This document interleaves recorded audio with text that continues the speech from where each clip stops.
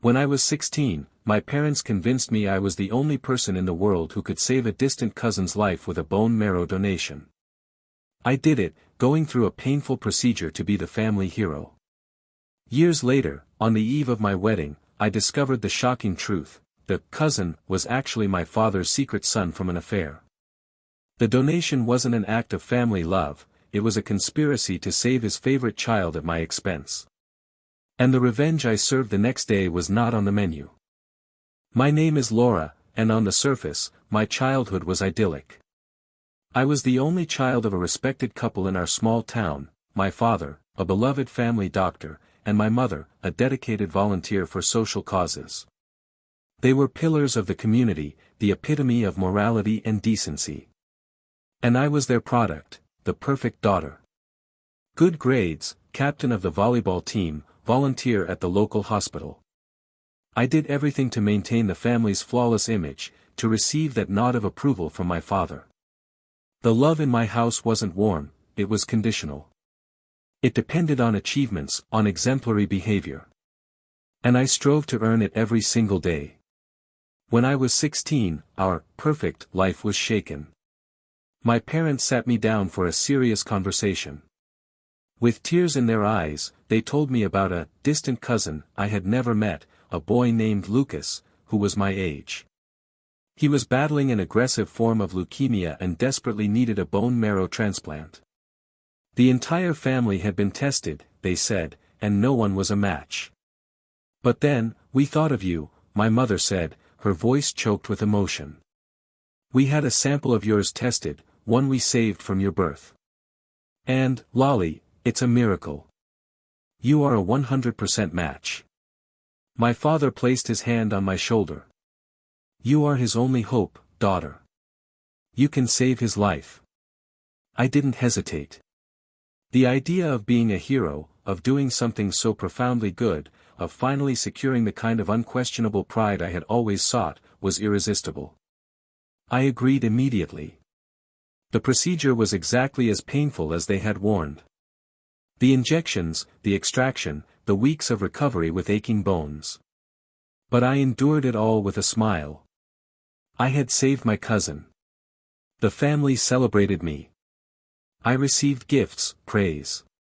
For the first time, I felt I had done something that not even my parents' highest expectations could diminish. Lucas, the cousin, I never met him personally. My parents said his family was very private and that after the successful transplant, they moved to another city so he could recover in peace.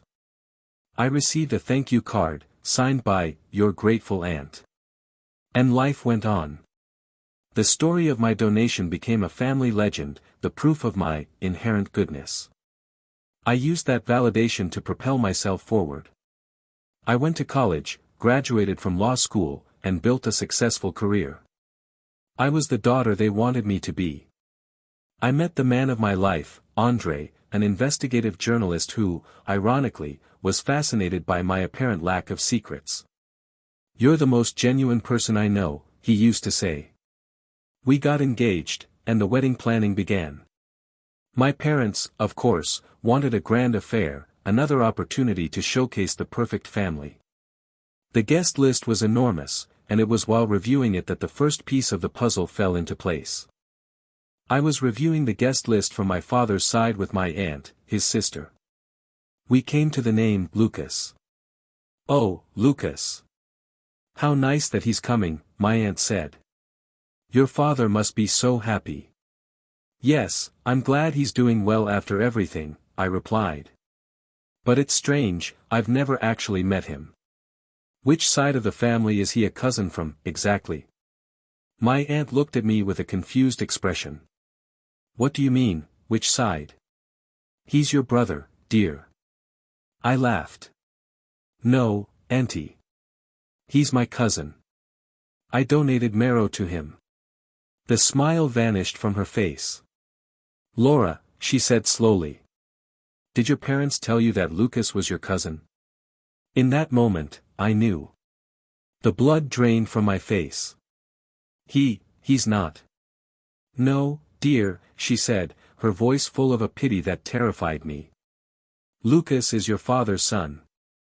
From an affair he had, years ago. The boy's mother abandoned him, and your father has been supporting him in secret ever since. The leukemia, we all knew. But we thought you knew too. We thought you donated knowing he was your half-brother. The room began to spin. Brother. Secret son. Affair. The words ricocheted in my head. The entire story, the distant cousin, the miracle of the match, it was all a lie. An elaborate lie to convince me to save my father's illegitimate son. The match wasn't a miracle, it was genetics. I left my aunt's house in a state of shock. I drove aimlessly for hours, the betrayal unfolding in my mind in layers of horror. My father, the pillar of morality, had a secret son. My mother, the saintly volunteer, knew and was complicit in the lie to use me. They didn't ask me to save a relative. They used me as an organ bank to fix my father's dirtiest mistake. And the story they told the family, that I knew and agreed, painted me as a willing accomplice to their sham. When I finally got home, I told André everything. As an investigative journalist, he wasn't shocked. He was furious. They didn't just lie to you, Lolly, he said, his voice low and dangerous. They committed fraud. Medical and emotional fraud. This is monstrous. The confrontation with my parents was the next night. I summoned them to my house. I sat them down on my couch, the same couch where I had so often received lectures on honesty and integrity. I know about Lucas, I said, without preamble.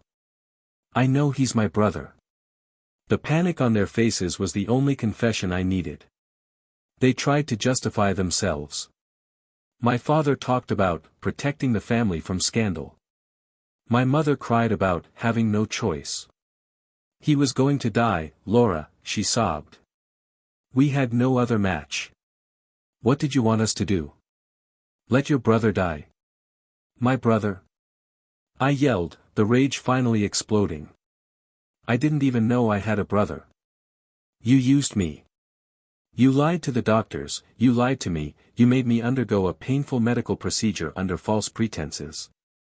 This wasn't about saving a son, it was about hiding a secret. The argument was the worst of my life. Every excuse they gave only revealed the depth of their selfishness. They weren't sorry for the lie, only for being discovered. In the end, my father, seeing that he couldn't manipulate me, resorted to his usual tactic, authority. That's enough, Laura. What's done is done. Lucas is alive, and that's what matters. Now, we have a wedding to plan. We're not going to let this past drama ruin everything. They truly believed they could just sweep it all under the rug. That I, the good daughter, the peacemaker, would eventually give in and keep the secret to protect the family's image. And maybe the old Laura would have. But the woman sitting across from them, with the truth burning in her veins, was different. No, I said, my voice calm and firm. There's no wedding to plan anymore. What? My mother said, shocked. André and I are getting married, yes. But you are not invited. None of you. Not Lucas either. In fact, as of tonight, you are no longer a part of my life. Their reaction was one of pure disbelief, as if I had just announced I was moving to the moon. The idea that I, the obedient daughter, could cut them off was something that had never entered their realm of possibility. And it was then that I decided that just cutting them off wasn't enough. They had built their lives on an image of perfection, an image I had helped maintain. It was time to break the mirror. And I have one more thing for you, I said, picking up my phone. André and I have been busy. He's a good journalist, you know. And he's found some very interesting things about Dad's past. I showed them the screen. André, using his skills, had unearthed everything. Not just about the affair that resulted in Lucas's birth, but about other affairs, other financial indiscretions, other secrets the perfect doctor had hidden for years. I'm getting married next Saturday, I announced. It will be a small ceremony, just for our closest friends. And the following Monday, Every detail of your secret life, Dad, will be the cover story on the country's biggest news site, written by my talented husband. Unless I paused, you give me exactly what I want. The plan Andre and I had devised wasn't about money. It was about the truth. It was about consequences. And they, for the first time in their lives, had no control over the narrative. What I wanted was simple and, for them, devastating.